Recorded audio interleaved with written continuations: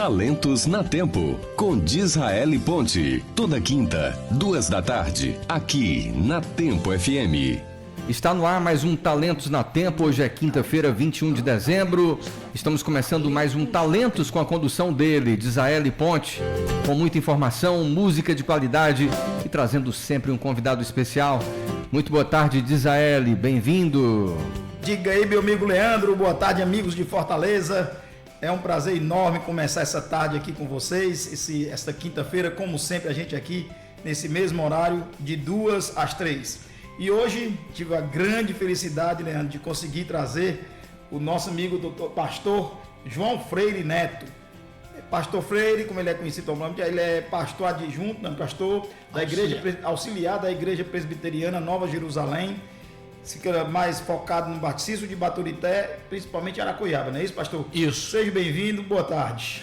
Uma boa tarde a você, Disraeli, a todos os seus ouvintes aqui na Tempo. O nome do programa, bacana o nome, né? Talentos da Tempo. Show de bola. Estamos aqui para a gente conversar, trocar ideias, e eu me sinto muito honrado de estar no seu programa. A honra é nossa, pastor. Mas deixa eu lhe explicar aqui, como eu faço todo início de programa, situar como é que é o programa. Então a ideia nossa é mostrar para os jovens, para os nossos ouvintes, a trajetória de uma pessoa que tem sucesso, que tem talento. E essa sua trajetória é fantástica. Vamos conversar um pouquinho do seu nascimento, da sua infância, da sua adolescência, da sua vida atual e até como foi que você despertou para assim, Deus lhe chamou para ser pastor. E a gente vai conversar um pouco sobre isso, se você me permitir. Tranquilo, tranquilo.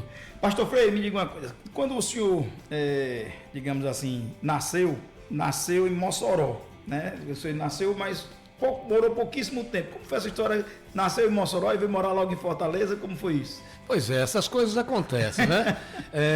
Eu nasci em Mossoró, meus pais são norte-riograndenses, mas meu pai era um lanterneiro de mão cheia, né? Louco por carro, e recebeu um convite da Sorteville para vir para Fortaleza. Então, ele teve que mudar, vir para a cidade de Fortaleza. Eu ainda era bebê, acho que devia 6 meses, mais ou menos, assim, e viemos, nós três, eu, a mamãe e o meu pai. E aqui, como meu pai viajava muito, ele achou por bem que meus avós, também norte-riograndenses, que estavam em Fortaleza, tomassem conta de mim. Então a minha história, na verdade, eu sou norte-riograndense, potiguar, não é? De nascimento, mas cearense de coração, apaixonado, até o sotaque eu já perdi há muito. Aliás, eu nunca tive, né? Então, essa foi a história. Eu vim para o Ceará, adotei a Fortaleza, minha cidade de coração, e estou por aqui já há bastante tempo, 66 anos, né? Maria. E aí, pastor, quando o senhor veio morar em Fortaleza, né? Então, quando você começou a idade de ir para o colégio, ir para a escola, o primeiro local foi o educandário Glauter Marques, não é Exatamente. Isso? Aí você ficou lá quanto tempo? Eu fiz as séries iniciais, né, aquelas primeiras de criança até. Acredito que eu tenha saído de lá do terceiro para a quarta série, porque mudou tudo, né? E era uma escola de cunho católico, né? Uma escola muito rígida, muito dura, aquela que você ficava de castigo de joelho, né? Se o pecado fosse grande, em cima do milho. E pronto, e eu passei isso, já passei isso também. Mas eu tive uma base muito forte, né? Na questão do respeito, dos princípios. Isso foi muito bom para mim. Então foi um período gostoso que eu passei lá no Montese. Isso é bom demais. Eu lembro bem que na minha juventude também, na adolescência, na minha juventude mesmo, eu cheguei a apanhar de palmatória do Padre Zé Linhares. Sim, rapaz. Eu cheguei a apanhar de palmatória. Depois eu conto a minha saga com os salesianos. Sim, aí falando salesiano, você saiu do educandário e já foi pro salesiano. Já fui pro salesiano. Aí ele lá fez até o primário todinho. Não, eu fiz todo, na verdade, que era o ginásio, né? A quinta série, sexta série, sétima, oitava, né? Era o ginasial todo. Isso. E comecei no primeiro ano e pro segundo e terceiro eu fui para o Colégio Brasil, ali na Leopoldina, porque naquela época tinha o científico e o técnico, né? Ginásio primário científico, É, né? pai, é Aí beleza. você podia escolher a escola técnica ou partir para a vida acadêmica. A vida acadêmica. Eu escolhi a vida acadêmica e eu fui para o Colégio Brasil, né? Mas tinha vestibular? Quando você saiu do Colégio Brasil, foi fazer direto vestibular? Aliás, eu fiz 2 vestibulares assim, porque na nossa época, na sua você é jovem, mas na minha... Só 10 anos de diferença. Na minha tinha o exame de admissão. Você só ia para o ginásio... O primeiro vestibular era no exame de Era o admissão. exame de admissão, um livro grosso, grande, era um terror. Então eu passei nesse vestibular, fui para o ginásio e aí eu fiz, obviamente depois do 3º ano, eu fiz o vestibular para o curso de pedagogia na Universidade Estadual do Ceará, na UES. E aí ingressou na pedagogia, você já tinha quantos anos? Aí eu já tinha uns 19 anos. 19 anos, mais ou menos. Porque eu era atleta, jogava bola e fiquei protelando. Porque, na verdade, eu terminei o ensino médio, né? Na época o científico, eu acho que eu deveria ter 16 anos, né? 16. Aí eu jogava bola e fiquei nesse mundo da bola. Quando eu abri o olho, já Passou 2 anos no limbo aí. Não é isso, o negócio aí me machuquei, aí foi... Quando eu fui convidado para ser monitor de turma, aí eu comecei a desenvolver o trabalho, né, de magistério, ensinar, e aí foi por isso que talvez me levou para a pedagogia, para aperfeiçoar o que eu já vinha fazendo como monitor. E durante a faculdade, você já trabalhava ou só fazia faculdade? Não, trabalhava. Né, eu dava aulas, porque eu era do Centro Social Urbano Presidente Médici, ali na Borges de Melo, né, perto ali da Polícia Federal, hoje é um estacionamento. Eu achei um crime aquilo, destruir um patrimônio daquele. Muitas gerações foram formadas naquele lugar. Inclusive, eu fui formado ali. Eu cheguei com 14 anos naquele lugar. Ficou até hoje não, porque ficava junto, né? Ficava tanto no colégio, no Brasil e lá. Não, porque no Brasil, porque eu comecei, quando eu saí do Galtemar, que eu fui para Piedade, eu já entrei no ginasial, né? E nesse ginasial eu conheço o centro social e vou jogar bola lá, porque eu já jogava bola desde pequenininho, né? A formação sua fora do colégio. Então, a fora do colégio era lá no centro social. No centro social. A minha formação toda foi lá, fora da escola, foi no E aí você desenvolveu a paixão pelo futebol, era o futebol de salão, futebol de salão. A bola era meio quilo, a quadra de cimento. Era bom. E bom, aí formado em pedagogia, a senhora formou em pedagogia com quantos anos? Que a gente pulou essa idade. Eu entrei, acho, com 20 e poucos anos, 25, 26, porque eu entrei em 80, né? Porque eu sou ruim de data pra caramba. Eu entrei em 80 na UES, né? Certo. Eu sou muito ruim de data. Mas a minha vida toda foi na UES, terminava um curso e começava outro, eu gostava muito de estudar e trabalhar ao mesmo tempo. Eu nunca fiz uma coisa separada. Trabalhava muito e estudava muito. Porque a minha origem simples, eu precisava sobreviver, né? E aí era através do ensino, da educação, dando aulas, treinamento, capacitação, comecei muito cedo. Pastor, voltando aqui um pouquinho, a sua história também é interessante do lado familiar, né? O seu pai veio com sua mãe para cá e depois faleceram e o senhor foi morar com o seu avô, né? O seu João. Ficou quanto tempo com o seu João? Eu fiquei por volta dos 15 anos, né? De volta até os 15 anos, mais ou menos. Com ele. Aí foi morar depois na casa da sua tia? Aí fui pra tia, fui morar com a minha tia, né? E aí começa toda uma caminhada. Porque a minha formação cristã, cristã evangélica, foi na casa dos meus avós. Eles eram evangélicos, exatamente. Não é? E aí você puxou do seu avô essa, digamos, a base para começar no mundo evangélico. A base, eu tive 2 bases boas, que foi a minha experiência primeira, né, com o ensino católico, certo. Né? E depois eu vou para a casa dos meus pais, dos meus avós, tem uma outra visão religiosa, evangélica, e aí eu dou um outro salto que é para o salesiano. Pronto, que aí era uma ordem religiosa, católica, né, também. Católica, ordem religiosa muito forte, disciplinada, muito disciplinada, extremamente disciplinada. Passei uma vida boa lá com eles. A igreja como um todo, ela focou muito na educação, sempre foi muito focada na educação. Exato. Eu, por exemplo, estudei a minha vida toda no Colégio Sobralense, que era católico, que era o Padre Zé Linhares. Padre Zé Linhares. Na 5ª série vim morar em Fortaleza, dentro do Colégio Cearense. Opa! Também o Irmão Marista. Irmão Marista. E depois fui sair, terceiro científico, fui fazer o Colégio Batista. Mas a gente Olha vai aí, falar de... olha aí, o Colégio Batista. Pois né? é.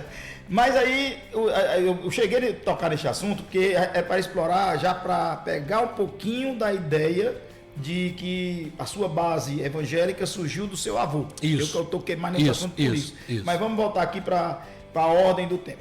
Quando você se formou em pedagogia, você começou a dar aula. Sim. E Já, como é que já foi? dava aula antes, Já né? dava aula como professor de futebol. De futebol. No centro social. Isso. Mas formado, que fez o concurso, como foi? Você fez o concurso, já foi dando aula? Como é que foi essa história saindo do mundo acadêmico, passando para o mundo, digamos assim, real, já sendo professor? Eu fiz concurso público para o Estado e concurso público para a Prefeitura. Passei nos dois. Na verdade, como eu falei, a questão de estudar. Então, na época, eu centrei fogo nisso. Eu preciso de porque eu dava aula nas escolas particulares. Dava muita aula. Senec, no Colégio das Doroteias. Lembra das Doroteias? Lembro demais. Né? Nossa Senhora Assunção. Do Rio Branco, não é não? Era na Visconde do Rio Branco? Visconde do Rio Branco. Né? Dava aula também na Escola das Freiras da Nossa Senhora Assunção. Então eu dava muita aula. Tinha dia que eu ficava maluco, né? Qual era a disciplina? Era História e Educação Física. História e Educação Física. Eram as duas que eu trabalhava, né? E então era uma correria grande, mas eu achava que isso às vezes, muitas vezes eu saía de Fortaleza para dar aula em Aquiraz, a Rede Senec. Nossa então, senhora, pastor, você gosta de viajar demais? Muito. Né? Então eu disse, não dá para mim, eu tenho que parar um pouco, né? E aí quando veio os concursos, aí eu fiz concurso para o Colégio Militar, né? Com o professor. Passou no Colégio Passei no Militar? Colégio Militar. Fiz para a escola, que na época a Escola Técnica Federal tem outro nome, não sei o que mais lá. Passei para orientador educacional. Citec, eu acho que não Tem um nome, muda, assim, né? Muda. Aí eu fiz para a escola técnica, passei para orientador educacional, fiz para Maracanaú, também passei para a escola lá, fiz para o estado aqui e fiz para a prefeitura municipal. Eu tinha que escolher alguma coisa. Muita coisa, passou em muito. Fiz tudo. E aí eu preferi o estado e a prefeitura, porque ficava aqui. E a escola, eu dava aula em Fortaleza, as duas em Fortaleza, então para mim ficou um negócio muito bacana e eu fiquei no estado até hoje. Estou me aposentando, aliás, do estado já me aposentei, e da prefeitura o ano que vem eu estou fora. Esses vários concursos, aí você optou para os dois do estado e qual foi o outro? Não, o estado e a prefeitura de Fortaleza. E Maracanaú, o Colégio Militar desistiu de todos. Porque aí eu achei melhor, porque na prefeitura eu já estava na prefeitura. Eu só consolidei, né? Certo. Deixei de ser um temporário para ser um efetivo. Então já estava seguro, garantido, tinha tempo, né? E no estado já estava bem consolidado. Então, pessoal, eu vou ficar aqui nessas duas coisas. Primeiro, eu não vou estar rodando para um lado e para o outro, e vou ficar em Fortaleza, porque eu queria fazer outras coisas, né? E a vida que eu estava levando não estava dando. Pronto. E entre essas coisas que você fazia, você está mais ou menos com. Já está entre 25 e 30 anos. Exato. Você caiu nas bênçãos de Deus fazer um programa de rádio, o Sal da Terra. Como foi isso, homem? Pois é. Quando eu me converti, foi assim, uma coisa espetacular, porque na verdade quem falou de Jesus Cristo para mim pela primeira vez, assim, de uma forma muito contundente, foram duas crianças de 9 anos de idade. Isso me impactou muito, não é? E essas meninas eram minhas filhas. Eu tenho duas filhas gêmeas, são gêmeas. E ela olhou para mim assim no domingo, nessa época eu bebia, gostava do meio do mundo, nessas histórias todas. E aí eu tava em casa meio assim, ela chegou, olha, pai, chegou de um acampamento só para crianças. Aí ela chegou, pai, eu vou contar uma história. E contou toda a história. Isso. O senhor agora, a partir de hoje, todo domingo o senhor vai me levar para a igreja. Aí pronto, aí eu endoidei. Pelo amor de Deus. Isso aí foi bom, Deus usou. Mas já focado na igreja presbiteriana? Não. Aí na igreja católica? Na igreja cristã evangélica, que era uma base americana aqui em Fortaleza, né? Que trabalhava com essa denominação. E aí eu quis saber que negócio é esse. Pô, como é que pode? Uma criança de 9 anos? E aí eu fui ver, e nesse negócio de ir lá para interpelar o pastor, questionar o pastor, blá, blá, blá, terminei me convertendo nessa igreja, né? Na igreja cristã evangélica de Messejana. E aí a minha história mudou radicalmente. Por quê? Porque eu comecei a ver outras coisas. Abriu os horizontes para outro. Eu era muito materialista. Eu acreditava muito na academia, na ciência, não é? A minha formação foi toda voltada para isso. E aí eu conheci um lado que, na verdade, eu conheci apenas de ouvir falar. Porque eu estou em colégios tanto católicos como protestantes. evangélico, né? Então, Mas aí foi uma coisa interessante, a coisa fluiu. E nesse momento eu estava fazendo a campanha política, estava coordenando uma campanha política em Horizonte. Você vê a loucura Maria. desse negócio. Como não para, rapaz. Não para. E aí a coisa começou e nasce aí, a igreja precisava de alguém para tocar parte de comunicação. E aí eu sugeri para ele um jornal escrito e um rádio. Né? Então eu passei a ser o editor do jornal, que era o Jornal da ICEM, que era a Associação das Igrejas Cristãs Evangélicas do Nordeste, e criei o programa Sal da Terra. E aí eu fui para a Metropolitana, na Barão de Stuttgart, fazer o programa Sal da Terra. Esse programa tem 27, 28 anos que ele está no ar. Ainda está no ar? Pô, eu parei agora, quando veio a pandemia, e certo. aí foi um problema sério. Mas outro locutor não, você parou e o programa também acabou. Parou tudo, né? Parou certo. tudo. E eu penso um dia em voltar. Então foi um programa, começou em Fortaleza, foi um programa muito exitoso, numa AM, não é? E aí, a partir daí eu conheci um grande amigo seu, que foi o Renato Pessoa. Né? Renatinho, gente boa, muito fina, gente né? boa. E a coisa demais. foi caminhando, e eu, nessa minha conversão, eu conheço o reverendo Carlos Alberto, que também você conhece, médico. Inclusive tive uma imersão, como é o nome específico? Rema. Fiz um rema com ele lá não sei bem ali, Irapuru, né? Acho que era sei o que do céu. Um negócio assim, das freiras, né? É isso. Aí passei o final de semana lá com ele e você estava falando um pouco, foi ele que lhe puxou. Foi. Para ser pastor, para encaminhar, enveredar por esse caminho? Foi, eu já estava na igreja, né? Já na igreja, e alguém falou para ele que, olha, tem um presbítero aqui, que é um homem de uma visão fantástica, ama o social, já desenvolve um trabalho muito bonito na Lagoa do Juvenal, em Maranguape, e ele vai te ajudar muito. E o Carlos Alberto é do Maciço, a família dele toda é do Maciço Baturité, exatamente de Aracoiaba. Né? Olha, e aí vem aquela sua ligação com Aracoiaba. Eu nem sabia nada de Aracoiaba, nem Pedra Aguda, que era uma localidade de Aracoiaba, Jaguarão, que é um distrito, não sabia nem que isso existia, Lagoa Grande, enfim, eu não conhecia. Conhecia Aracoiaba de passagem, quando eu ia para a Serra, né? Nada mais do que isso. E aí ele disse, rapaz, eu tô chegando, ele veio da Paraíba, né? Ele foi transferido da Paraíba para Fortaleza, para ser pastor aqui. E aí ele disse, eu queria muito... Na verdade, ele é paraibano, né? Ele é paraibano. Na verdade, ele disse que é paraibano, mas eu acredito que o reverendo nasceu foi no Iguatu, porque ele andou muito também. Ele andou muito. Doutor Carlos Alberto, pastor Carlos Alberto, médico, cirurgião, professor da Universidade Federal. O cara é um grande, o cara é um gênio. Verdade. E aí ele disse, rapaz, eu queria que você fosse comigo conhecer essa história lá. E aí eu fui. Achei bonito o lugar. Uma igrejinha bem humilde, dentro de uma fazenda. Uma igreja histórica, uma igreja centenária, hoje ela tem 125 anos, só para você ter ideia da igreja. E aí eu me apaixonei por aquele lugar, fiquei, e aí um belo dia disse, rapaz, eu não posso mais vir, as minhas obrigações estão aumentando, gostaria que você assumisse o campo missionário.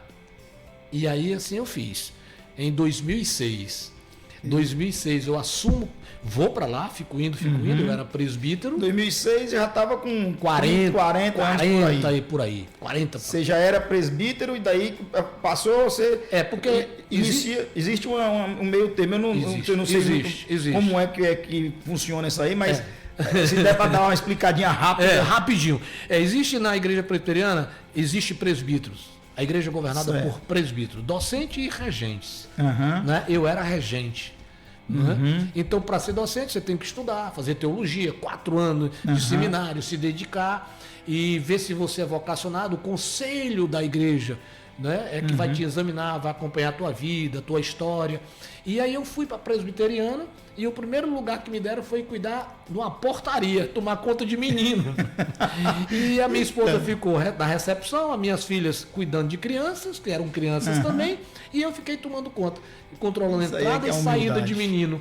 Isso né? É bom demais, rapaz. E eu já era professor, já era cara conhecido, tinha vindo da questão do jornal de comunicação, de uma grande igreja. Enfim, eu fui tomar conta desses meninos. Para falar um pouco sobre o seu casamento com a dona Gorete, doutora Gorete Feitosa. Isso. Como é que aconteceu? Como foi que vocês se encontraram? Como foi a história do romance? Olha, eu conheci a Gorete no Conjunto Palmeiras. Ela tinha 17 anos. acadêmica de Direito, uma menina excepcional, muito bonita, super inteligente. E a conheci lá, nós tínhamos um projeto de crianças, com muitas crianças lá da comunidade, e a irmã dela, a Núbia Feitosa, trabalhava na minha equipe, e ela um dia disse: Freire, eu vou sair da tua equipe e vou trabalhar na CCF, que era o Fundo Cristão para Criança. Isso, lembra disso? Lembro demais. Mas eu tenho a minha irmã, ela faz direito na Unifor e ela quer trabalhar. Eu posso mandar para você conversar com ela? Então manda, traz ela aqui, que a gente faz uma entrevista com ela e vejo se tem habilidade ou não para trabalhar com essa criança. Era muita criança lá e era uma coisa espetacular. E ela veio, uma baixinha, lourinha, branquinha, assim, bem feitosona mesmo, bem feitosa. E aí a menina de uma cabeça fantástica, e terminou a conversa e disse: olha, começa hoje, você tem talento, é uma pessoa bacana. E essa coisa toda, né, fez com que fui me envolvendo, e a gente começou a namorar, né? E foi interessante porque ela disse: olha, eu só namoro com você se você for na minha casa para falar com meu pai, Nilo Feitosa, aqueles Feitosa brabo, meu Jesus. E nós estamos casados, né? Até hoje. Dessa conversa lá no Conjunto Palmeiras, né? Isso já vai o quê? Uns 25, 30 anos? 37 anos. É, muito chão.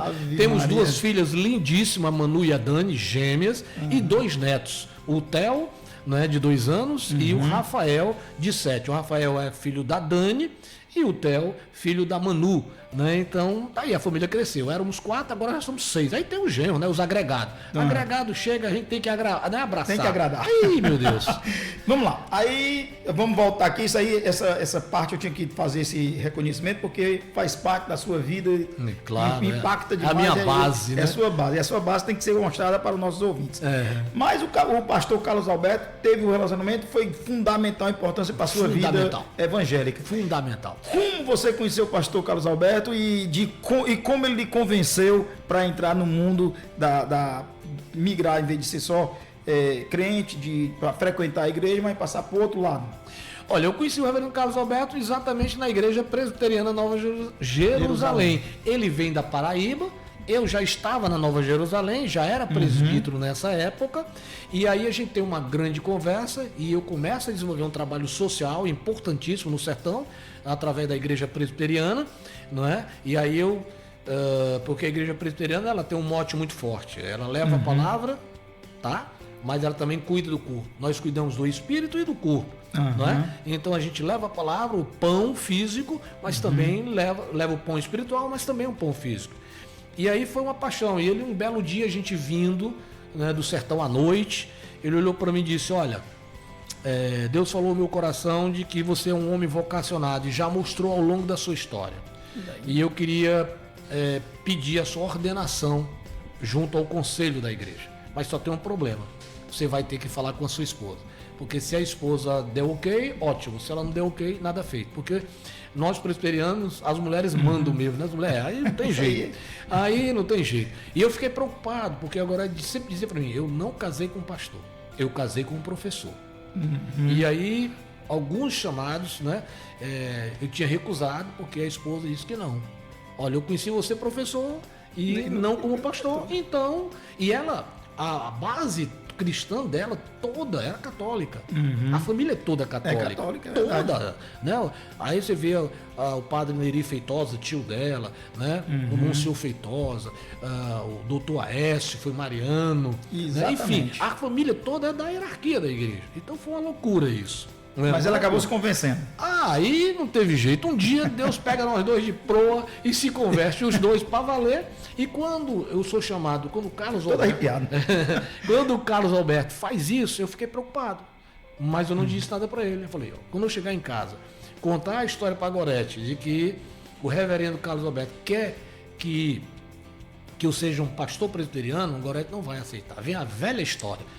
Eu aceito você dando aula lá na igreja, eu aceito você fazendo programa de rádio, eu aceito você escrevendo para jornal, mas pastor não. Porque ela sabia o peso que é ser pastor. E nisso aí, quando Eu chego em casa à noite, já para mais de meia-noite, e eu fiquei inquieto, e mulher tem uma sensibilidade muito forte. E o que é que aconteceu? Você brigou com o pastor? Não é possível. E ficou aquele que a gente fala, aquele moído, né? É melhor você dizer logo, abrir o coração, porque senão você não dorme. Nem ela dorme, nem ninguém dorme. E eu falei, olha, eu vou dizer uma coisa que você não vai gostar. O reverendo Carlos Alberto quer pedir a minha ordenação, porque ele me vê um vocacionado para o sagrado ministério. E eu pensei que ele ia dizer, não. Ela olhou para mim e disse, agora chegou a sua vez. E isso era um domingo. Exatamente o que você pensava o contrário, aconteceu. Esses pequenos detalhes da vida da gente. Detalhes da vida, eu fiquei sem entender. Eu disse, peraí, você não entendeu nada. Deixa eu explicar. Se eu for ordenado pastor, eu vou para o sertão. 1 hora e 40, 1 hora e 45 minutos, quando a estrada tá boa, você vai ter que ir. Sozinho eu não posso. Ela disse, o seu momento chegou e eu estou com você. Isso era um domingo, já de madrugada, invadindo, e a reunião do conselho era o meu dia. E eu tinha que levar essa decisão até meu dia. Pastor, eu fico assim encantado, porque a gente vê que um programa desse de 1 hora não vai dar para falar nem a metade da sua vida.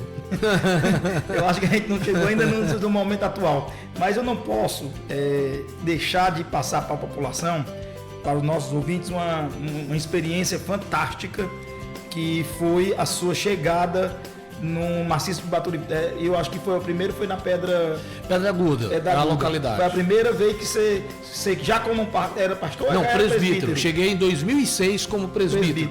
Para estudar a localidade, conhecer as pessoas. E pouquíssimo tempo, em 3 minutos mais ou menos, para a gente descrever como foi isso aí, como foi essa experiência fantástica e como foi o passo a passo para isso acontecer.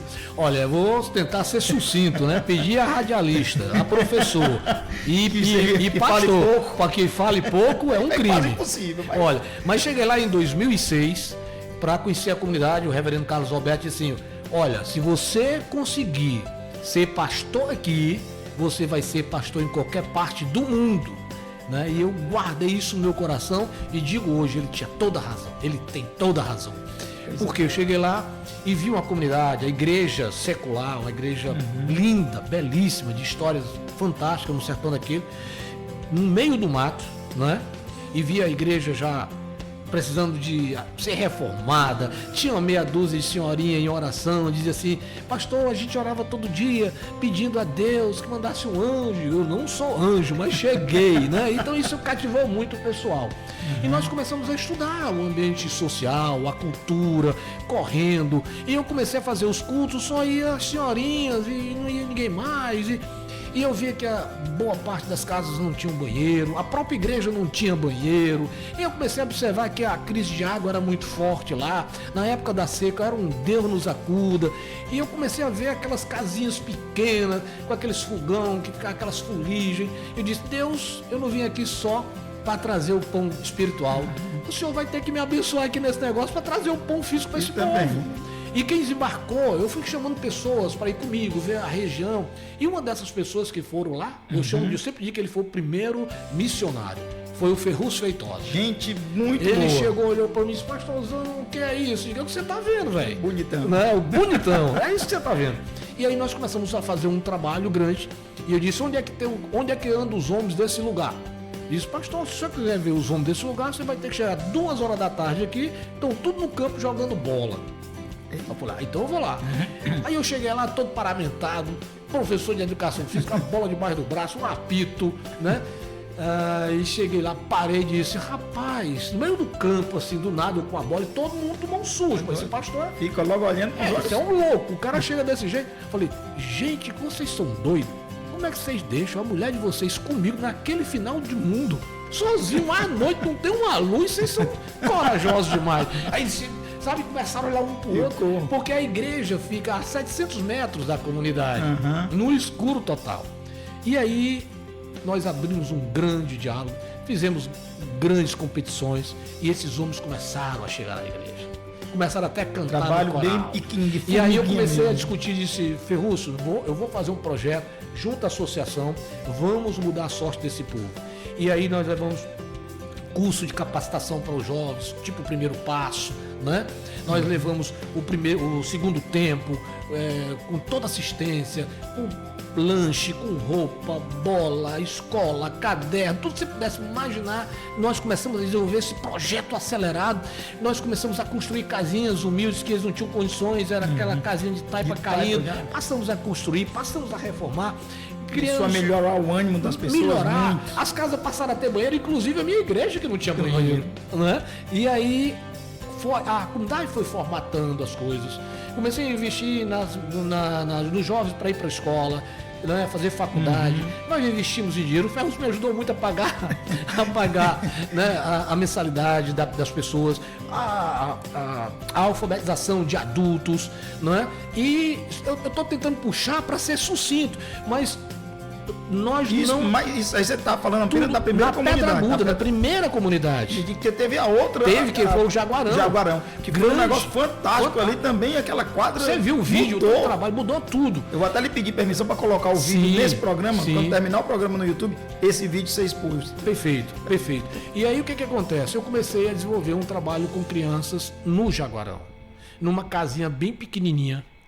Eram 70 crianças sentadas no chão, com um pedaço de lápis, papel, e a gente lá trabalhando, até um dia que chegou um empresário lá, muito meu amigo, desgostoso, chateado com tudo, veio desabafar comigo no sertão, dizer que não queria mais saber de Deus, não queria saber mais de nada. Eu disse, antes que você abandone todo mundo, vamos ali fazer uma visita lá no Jaguarão. E ele foi. Quando ele chegou lá, ele é um grandão, né? Hoje está nos Estados Unidos, inclusive, dia 29 de dezembro, ele vai vir para cá, vai regimentar um pequeno grupo dele. Como é o nome dele? É o Márcio Colares. Márcio Colares. Está vindo para nós fazermos um grande movimento social, né, natalino para todas as crianças do Jaguarão. Rapaz, é um negócio espetacular. Se você vê, diz assim, mas como é que você faz um negócio desse aqui, num sertãozão doido desse?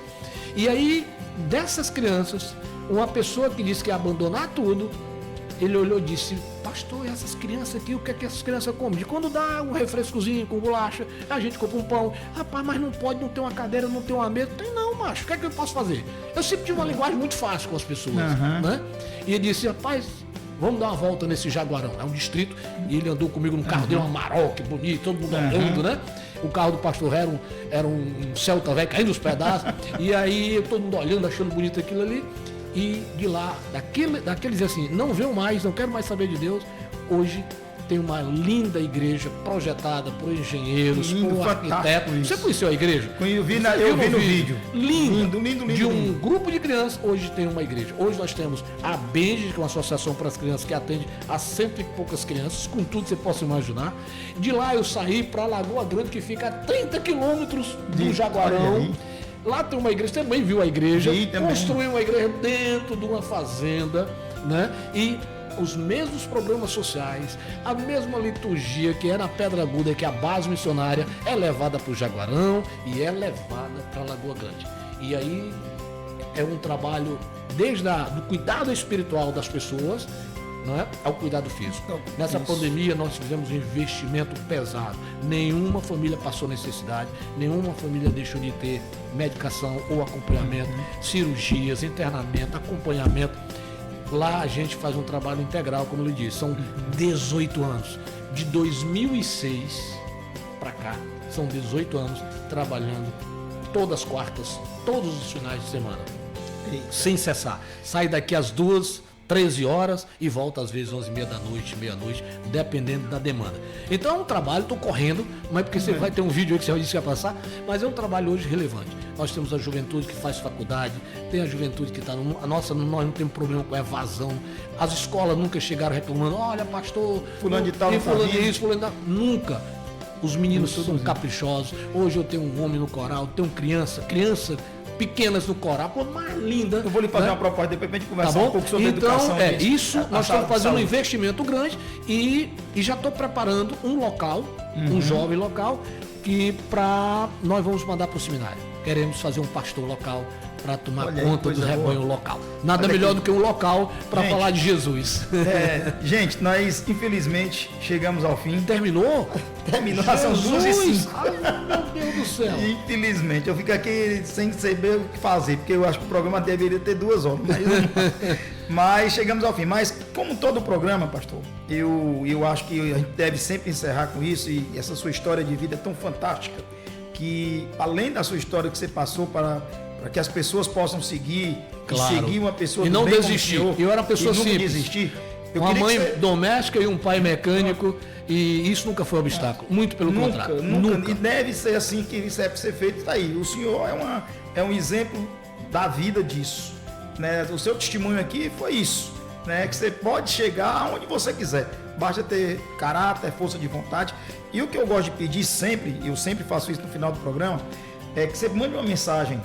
Né? Aproveitar esse momento natalino de renascimento, de força que as pessoas possam ter, que enfrente os problemas, que a aceitação é muito importante para a vida da gente.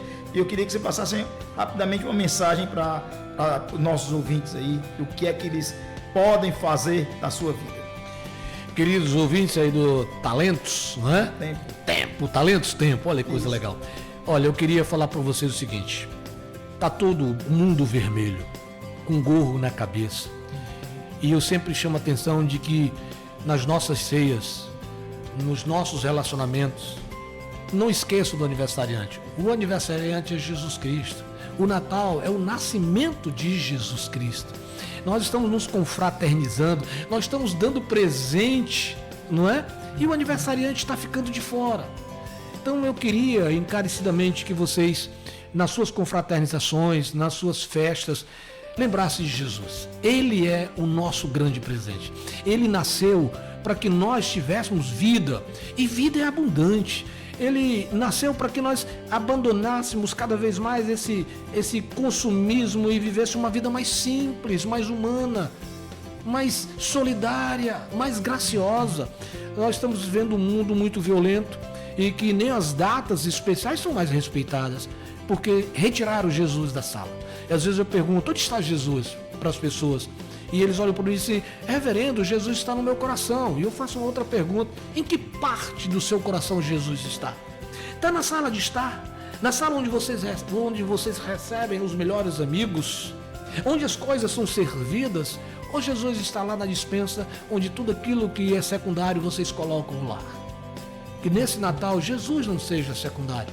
Que Jesus não seja um intruso, mas que ele seja a essência da tua festa, a essência da tua comemoração. Lembre-se, Natal é o nascimento de Jesus.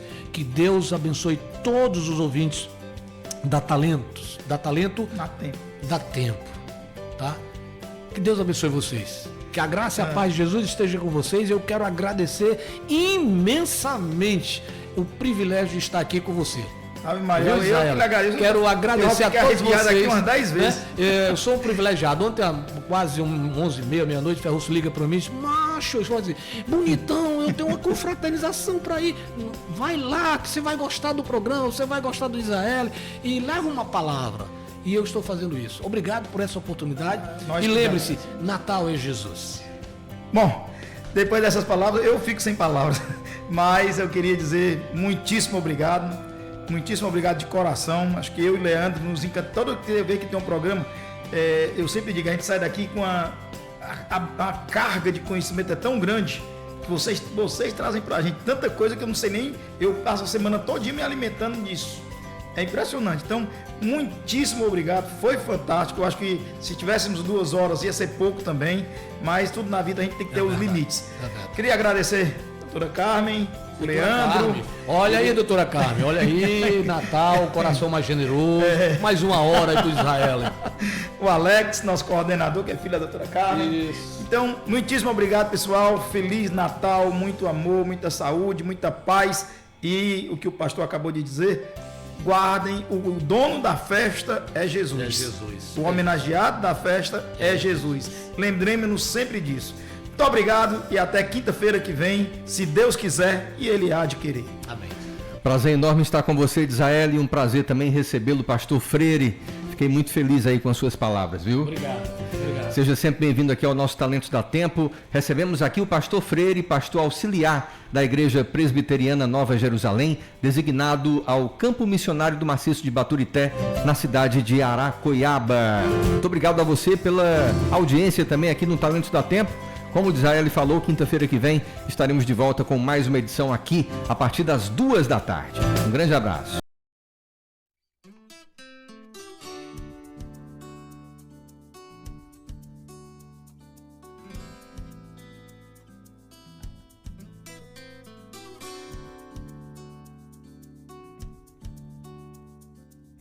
palavra de Deus, na carta de Paulo aos Efésios, capítulo de número 4, nos diz que Deus designou alguns para apóstolos, outros para profetas, outros para evangelistas e outros para pastores e mestres, com o fim de preparar os santos para a obra do ministério, para que o corpo de Cristo seja edificado, até que todos tenham alcançado ou alcancem a unidade da fé e do conhecimento do Filho de Deus, e cheguem à maturidade, atingindo a medida da plenitude de Cristo.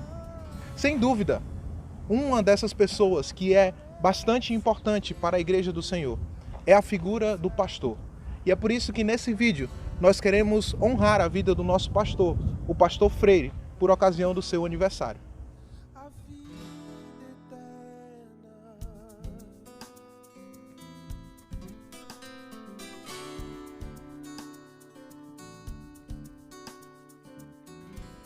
No ano de 2005, a Congregação Presbiteriana de Pedra Aguda vinha passando por algumas dificuldades. A colaboração do pastor do campo não era tão assídua, levando alguns irmãos a deixarem de se congregar. Assim se inicia o livro de Atas da Igreja Presbiteriana de Pedra Aguda do ano de 2005. Alguns irmãos estavam deixando de se congregar pelas dificuldades e pela falta de presença pastoral. Mas no ano de 2006, chegaria o então presbítero Freire Neto e mudaria essa realidade. Ele chegou em 2006 como presbítero, né? E quando ele aqui chegou, ele já pegou a igreja com poucos membros, que tinha poucos membros na época, né? Estava se afastando. E ele foi tentando reerguer a igreja, né? Tentando refazer para abrir aos dias de quarta e aos sábados. Eu morava em Irauçuba no ano de 2006 com a minha família, mas nessa época minha mãe ligava para lá dizendo que tinha chegado um pastor na nossa igreja, né, porque nesse ano de 2006, a nossa igreja estava passando por um momento muito difícil, porque o pastor da época ele vinha poucas vezes, então a igreja estava praticamente desassistida. Ele foi apresentado como um missionário e foi ficando e a igreja foi gostando, né? E tudo mudou, né? Essa mudança havia começado com o pastor Carlos Alberto, então pastor titular da Igreja Presbiteriana Nova Jerusalém. Com a congregação de Pedra Aguda sob a tutela da IPNJ, o pastor Carlos Alberto convidou o presbítero Freire para conhecer os trabalhos no sertão. E com seu carisma, ele logo foi conquistando as famílias daquele lugar. Ele veio, se apresentou, achava que ia ser o novo pastor daqui. E conversou, fez uma oração e voltou. Ainda lembro do sermão, o primeiro sermão que ele fez. Então, a palavra que ele disse, que quem quer pegar galinha não deixou. Aos poucos, a congregação de Pedra Aguda ia se reerguendo, mas o trabalho do presbítero Freire não se limitou aos muros da igreja. Tanto ele fez na parte social, quanto também na parte cristã, porque assim, na parte social, né, ele ajudou muita gente, teve tanto na saúde, nós tínhamos problema com falta de água potável, né, foi construído um poço profundo, foi construído também muitos banheiros, né, para a comunidade em geral. Eu lembro bem que houve doação de bicicleta para os irmãos. Foi construído também fogões ecológicos, cisternas de placas também por meio da associação, que na época estava desativada, mas com a ajuda do pastor Freire também ela foi reativada e todos os moradores, todos nós ganhamos essas cisternas. Uma das coisas que ele trouxe para cá, que beneficiou a comunidade todinha, foi esse poço, né? Que antes a gente tinha muita vontade que o prefeito fizesse alguma coisa e ele que veio com todo esse trabalho, isso é muito gratificante. Ajudou as pessoas a fazerem casa, ajudou a trazer essa cisterna, ajudou no fogão industrial, junto com a associação, né? Ele beneficiou também a nossa comunidade, né? Ajudou outros irmãos com cestas básicas que estavam passando necessidade. Então ele veio fazer um trabalho não só espiritual, ele começou a fazer um trabalho tanto espiritual como socioeconômico, ajudando todo mundo.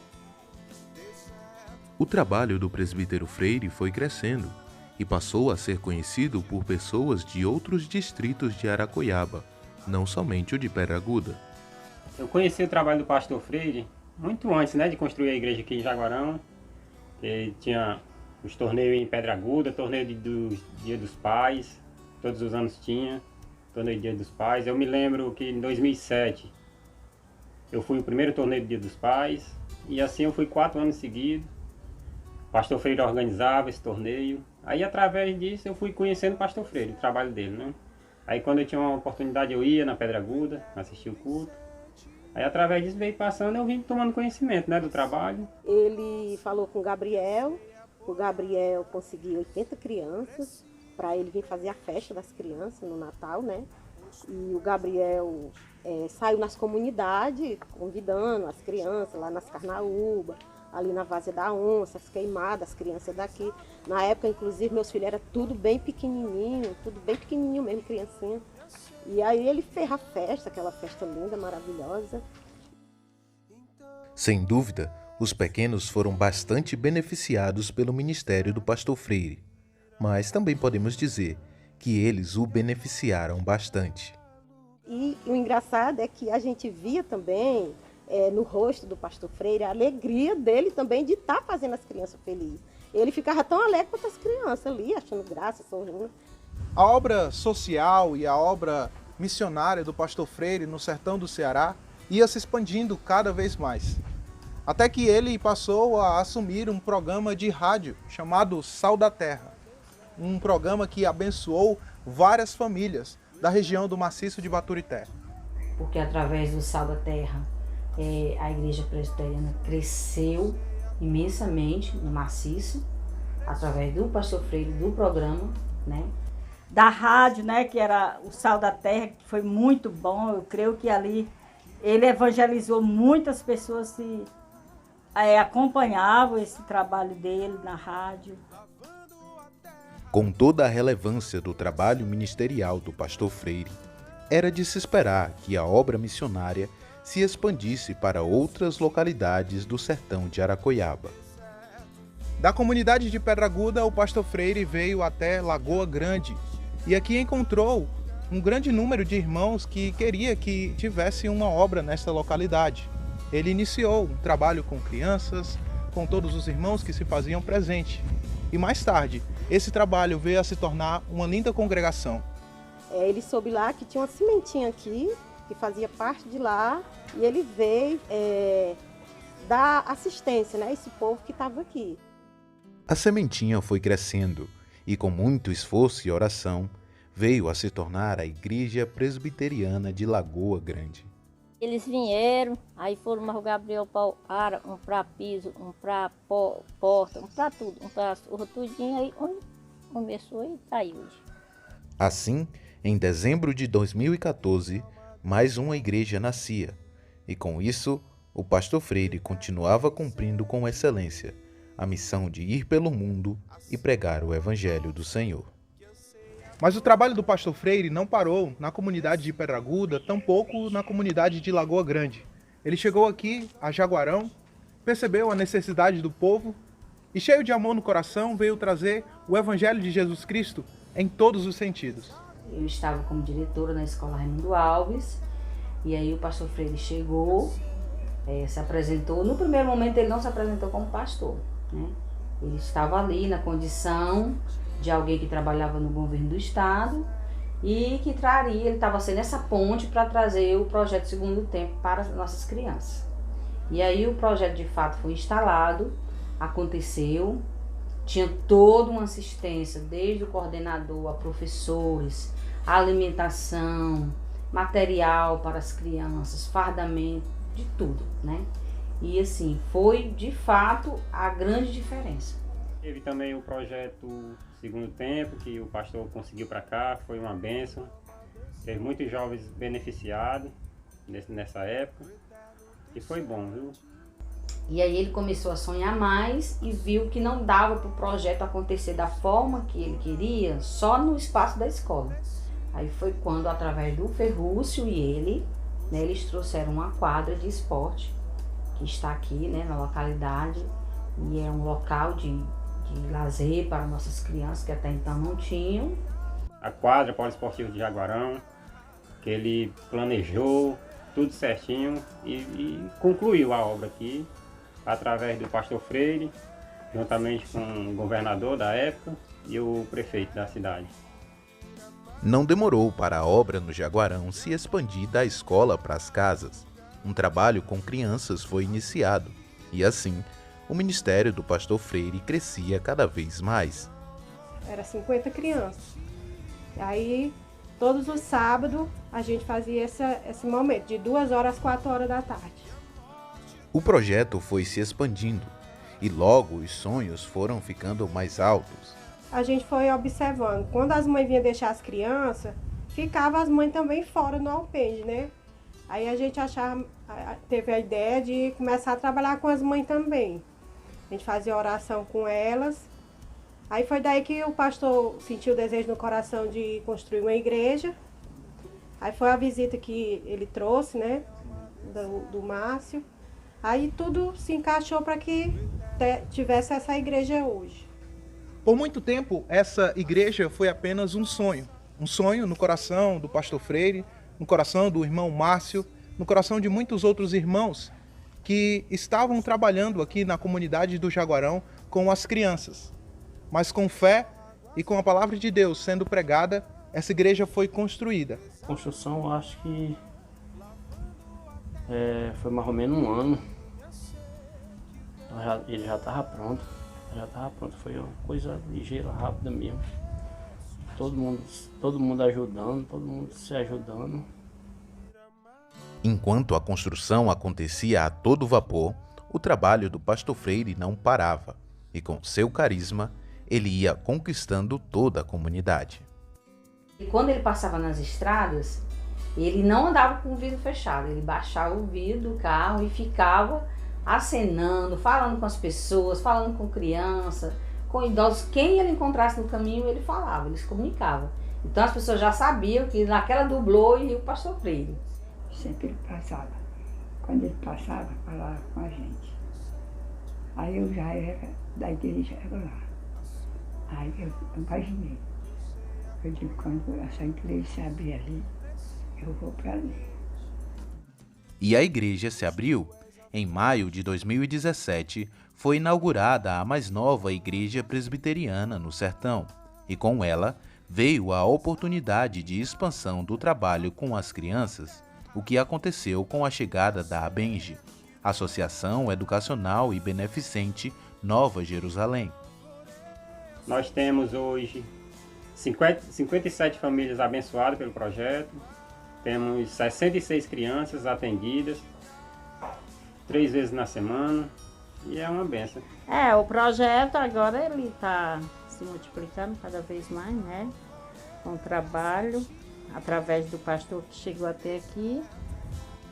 Com todas essas frentes de trabalho no sertão de Aracoiaba, o pastor Freire se tornou reconhecido por toda a comunidade, não somente pelos irmãos das 3 igrejas.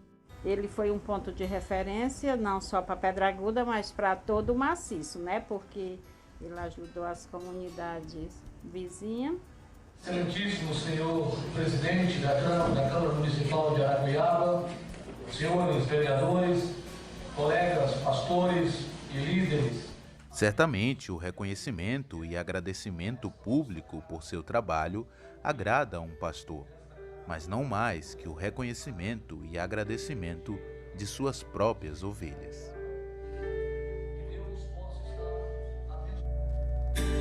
Sua lealdade, sua sinceridade me comoveu.